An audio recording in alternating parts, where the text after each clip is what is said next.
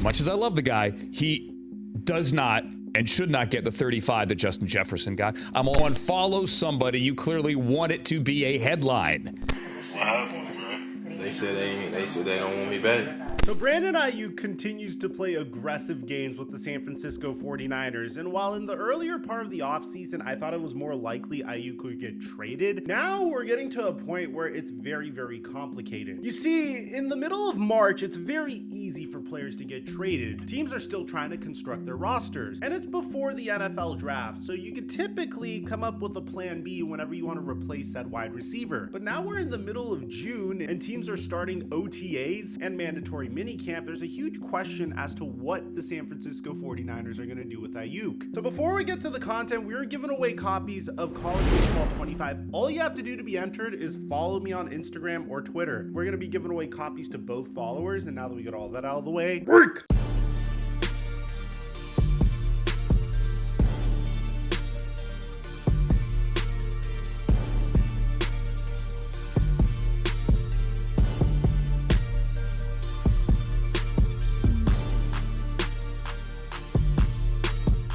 Mic check 1 2 1 2. What's going on, everybody? Brandon Aiyuk was extremely aggressive. I mean, the moment they lost the Super Bowl, you saw Brandon Aiyuk crying.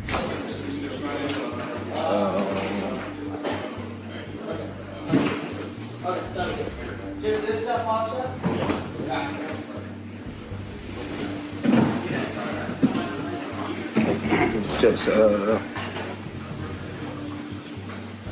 guys that came in to work to be champions every single day. That's all I got. Thanks, Brandon. This is further compounded by the fact that Brandon Aiyuk was extremely cryptic after the Super Bowl loss. Is your hope to remain 49ers moving forward? That's the right move, yeah. And then a few days later, his girlfriend made sure that everybody knew that they might not be there anymore. Okay, this might have been the last day we touched foot on Levi Stadium, me and Braylon, because we might not be out here next season. And even his best friend made sure everybody knew that Brandon Aiyuk might be out of there on Instagram, saying this is the exact reason why we're leaving San Francisco. Thank you 49ers for drafting my brother. We are forever grateful. BA to Vegas. Then also calling out Kyle Shanahan and Brock Purdy. Why does your all-pro 1,300-yard receiver have 3 catches in the Super Bowl? And typically the player in question would come out and say, hey, this is just what my inner circle's saying. It's not what I'm saying. But Brandon Aiyuk started the fire by posting this to his Instagram story after the 49ers Super Bowl loss. Don't forget what got you there. And you would think that would be it, but it would get more and more intense throughout the offseason. I mean, in late March, John Lynch said that the 49ers are actively talking with Brandon Aiyuk, and there hasn't been trade discussions. All those reports are not accurate. He said the team would be okay with Aiyuk playing on the 5th-year option. Brandon Aiyuk then posted this to his story saying money talks, bullshit walks. And the rest of this isn't stuff that isn't any new to us, guys. Brandon Aiyuk would then unfollow his team on social media, and there was a huge question of what was to happen with Brandon Aiyuk. And without Brandon Aiyuk even doing anything, things got significantly more intense over the past couple of weeks. And how could it not be? I mean, Amon-Ra St. Brown got a huge contract extension from the Detroit Lions, making him the highest paid wide receiver in the NFL. Very shortly after that, AJ Brown got a contract extension from the Philadelphia Eagles, making him the highest paid wide receiver in the NFL. The arms race was officially on, with Brandon Aiyuk's contract also expiring, Justin Jefferson being the undisputed best wide receiver in the league that wanted a new contract as well, and CeeDee Lamb wanting a new contract. The Bengals could have really beat out other teams if they signed either T. Higgins or Jamar Chase, so the question was who was going to get paid next. Well, it was Justin Jefferson, who would reset the wide receiver market at $35 million a year annually. Meanwhile, Brandon Aiyuk didn't have a brand new contract, and things just got way more complicated for the San Francisco 49ers. You see, in previous videos, I made sure to emphasize that Brandon Aiyuk isn't just your typical wide receiver. He's not as replaceable as you think. Not only is this guy one of the most statistically dominant wide receivers in the NFL and has been improving as a wide receiver each and every year. I mean, going from 748 receiving yards in his rookie season to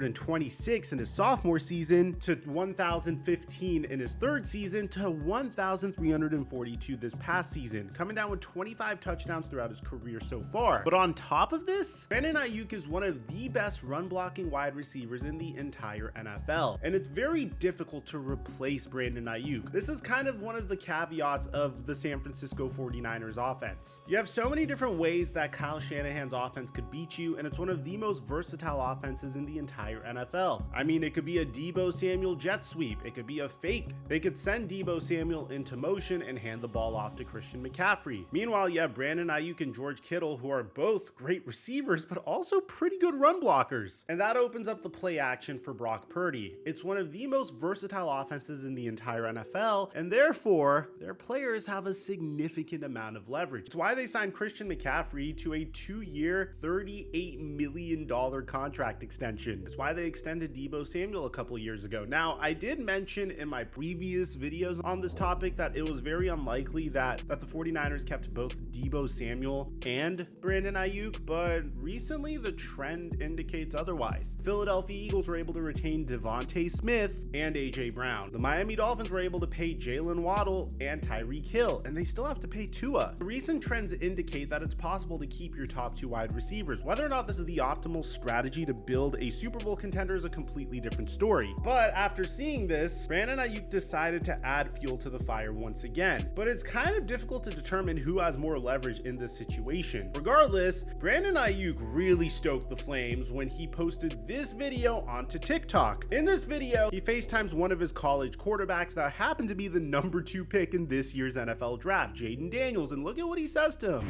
What happened, bro? They said they don't want me back. I swear.